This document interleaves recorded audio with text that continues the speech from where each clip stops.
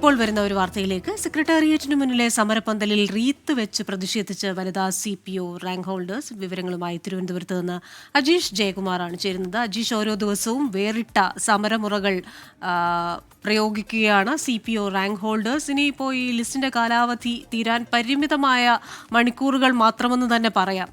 ഇന്നത്തെ സമരത്തിന്റെ വിവരങ്ങൾ. ക്രിസ്റ്റീന പറഞ്ഞതുപോലെ ഇനി റാങ്ക് ലിസ്റ്റിന്റെ കാലാവധി അവസാനിക്കാൻ 2 ദിവസം മാത്രമാണ് ബാക്കി.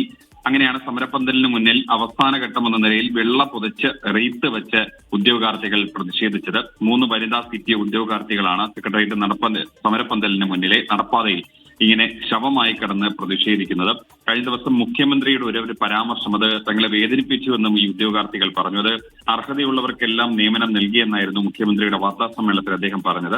ആർക്കാണ് അർഹതയെന്ന് അദ്ദേഹം വ്യക്തമാക്കണമെന്നാണ് ഉദ്യോഗാർത്ഥികൾ പറയുന്നത്. കഴിഞ്ഞ മന്ത്രിസഭാ യോഗത്തിലും വിഷയം പരിഗണിക്കാത്തതോടെ ഈ പ്രതീക്ഷ ഏതാണ്ട് അവസാനിച്ച അവസ്ഥയാണ് ഉദ്യോഗാർത്ഥികൾക്ക്. ഈ മാസം 1-നാണ് സെക്രട്ടേറിയറ്റിന് മുന്നിൽ ഇവർ സമരം തുടങ്ങിയത്. പലതരം സമരമുറകൾ മാറ്റി പരീക്ഷിച്ചെങ്കിലും ഇവർക്ക് ഫലമുണ്ടായില്ല. ശരി, അജീഷ് ജയകുമാറാണ് തിരുവനന്തപുരത്ത് നിന്നും CPO റാങ്ക് ഹോൾഡേഴ്സിന്റെ ഇന്നത്തെ സമരവുമായി ബന്ധപ്പെട്ട വിശദാംശങ്ങൾ നൽകിയത്. തിരികെ 100 ന്യൂസിലേക്ക്.